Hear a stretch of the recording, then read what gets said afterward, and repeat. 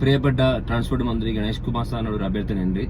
അപ്പോൾ ബസ്സിലെ സീറ്റ് ക്രമീകരണം ഒന്നുകൂടെ ശ്രദ്ധിക്കുന്ന ഒന്നായിരിക്കും. കാരണം സ്ത്രീകളുടെ സീറ്റുണ്ട്, പുരുഷന്മാരുടെ സീറ്റുണ്ട്, അന്ധന്മാർക്ക് സീറ്റുണ്ട്, ഗർഭിണികൾക്ക് സീറ്റുണ്ട്. പക്ഷേ ഇവിടെ നടന്നുകൊണ്ടിരിക്കുന്നത് ഇപ്പം പറയാതെ വയ്യ, ഞങ്ങൾ കൊടുത്തുള്ള ഒരുത്തനാണ് ഇന്നലെ കൊന്നത്. ഓക്കെ, ഒരു ഫെമിനിച്ചി ബസ്സിൽ കയറി പുറകിലോട്ട് കയറിയിട്ട് അവളെ ബലൂൺ തട്ടി എന്നൊക്കെ പറഞ്ഞിട്ടാണ് ഒരു സാധാരണക്കാരനായ ഒരു പാവം മനുഷ്യൻ ഇന്നലെ തൂങ്ങി മരിച്ചു. അപ്പോൾ അങ്ങനത്തെ ഒരു ഇൻസിഡന്റ് ഉണ്ടാവാതിരിക്കാൻ വേണ്ടിയിട്ടാണ് പറയുന്നത്. സ്ത്രീകളുടെ സീറ്റ്, പുരുഷന്മാരുടെ സീറ്റ് എല്ലാം ഉണ്ടല്ലോ. അപ്പോൾ ഇവര് എന്തിനാണ് സ്ത്രീകള് പുറകെ കൂടെ കയറുന്നത്? മുന്നിൽ കൂടെ കയറിയാൽ പോരെ? കയറുന്നത് മാത്രമല്ല, എല്ലാ സീറ്റിലും ഇവർക്ക് സംവരണം ഉണ്ടോ? പുരുഷന്മാരുടെ സീറ്റിലൊക്കെയാണ് സ്ത്രീകൾ കൂടുതൽ ഇരിക്കുന്നത്. നമുക്ക് പ്രശ്നം ഉണ്ടായിട്ടില്ല. ഇനി അങ്ങോട്ട് നമ്മൾ പ്രശ്നമാക്കണം. കാരണം വെച്ചാൽ നമ്മളെ കൂട്ടത്തിൽ ഒരുത്തനാണ് ഇങ്ങനത്തെ ഒരു മാനഹാനി കൊണ്ട് ഇന്നലെ തൂങ്ങി മരിച്ചത്. അപ്പോൾ ഇവളുമാര് ക്യാമറയും തൂക്കി വന്നിട്ട് പുറകിലെ സീറ്റിൽ ഇരിക്കേണ്ട.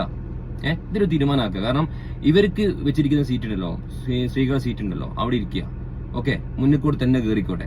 പുറകിലോട്ട് കയറുന്നതിന് കുഴപ്പമുണ്ടായിട്ടോ അല്ലെങ്കിൽ ഞങ്ങളുടെ സീറ്റിൽ വന്ന് ഇരിക്കുന്നതോ ഞങ്ങൾക്ക് പ്രശ്നം ഉണ്ടായിട്ടില്ല. കാരണം ഒരു ക്യാമറയും തൂക്കി വന്ന് ഇനിയും ഇങ്ങനത്തെ ഒരു കേസുകൾ ഉണ്ടാവും. ഒരുത്തൻ പോയി, ഒരുത്തൻ പോയത് കൊണ്ട് ആ വീട്ടിലെ അച്ഛനും അമ്മക്കും പോയി. ഇവക്ക് കൊടുക്കാൻ പറ്റുമോ?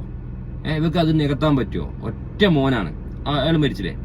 അപ്പോ മുന്നിൽ കൂടെ കയറുക, അതേപോലെ ഫ്രണ്ടിൽ ഇരിക്കുക. ഓക്കെ, സ്ത്രീകളുടെ സീറ്റ് ഉണ്ടല്ലോ. അല്ലേ പിന്നെ ഇനി പുതിയ ബസ് നിങ്ങൾ ഇറക്കുമ്പോ എന്ത് ചെയ്യാന്ന് വെച്ചാല് സീറ്റിൽ പുരുഷന്മാർ സ്ത്രീകൾ എഴുതണ്ട. എഴുതുന്ന എന്തിനാ? ഇപ്പൊ ഞങ്ങളിപ്പോ സ്ത്രീകളുടെ സീറ്റിൽ പോയി ഇരുന്ന ഞങ്ങൾ എണീപ്പിക്കല്ലേ? ഇപ്പം കണ്ടുവരുന്ന ഒരു പ്രവണത എന്ന് വെച്ചാല് പുരുഷന്മാരുടെ സീറ്റിലെല്ലാം കയറിയിരിക്കുക. ഒരു വീഡിയോ ഞാൻ അവിടെ പോസ്റ്റ് ചെയ്യുന്നത് കണ്ടുനോക്ക്. പുരുഷന്മാരുടെ സീറ്റിൽ കയറിയിട്ട് പെണ്ണുങ്ങളെല്ലാവരും ഇരിക്കുന്നുണ്ട്. ഇപ്പോഴും ഞാൻ പറയുന്നത് ഇരിക്കുന്നത് കൊണ്ട് പ്രശ്നം ഉണ്ടായിട്ടല്ല. പക്ഷെ ഇനി അങ്ങോട്ട് ഒരുത്തൻ നമ്മളെ കൂട്ടത്തിൽ ഒരുത്തൻ മരിച്ചില്ലേ? ഇനി അങ്ങോട്ട് ഇങ്ങനത്തെ ഇൻസിഡന്റ് ഇല്ലാതിരിക്കാൻ വേണ്ടി പറയുന്നത്, ഇനി നിങ്ങൾ പുതിയ ബസ് ഇറക്കുകയാണെങ്കിൽ നിങ്ങൾ എന്ത് ചെയ്യാം? സീറ്റിന്റെ മുകളിൽ ഒന്നും എഴുതണ്ട. സ്ത്രീകൾ പുരുഷന്മാരൊന്നും വേണ്ട. ഇവർ തോന്നിയ എല്ലാ സീറ്റിലും കയറി ഇരിക്കുന്നതല്ലേ? അപ്പൊ ഞങ്ങൾക്ക് ഇരിക്കാലോ. അപ്പോൾ സീറ്റിന് ഇനി ക്രമീകരിക്കേണ്ട. പുരുഷന്മാർ സ്ത്രീകളൊന്നുമില്ല, എല്ലാവരും ആർക്കും ആരുടെ സീറ്റിൽ മതി ഇരിക്കാം.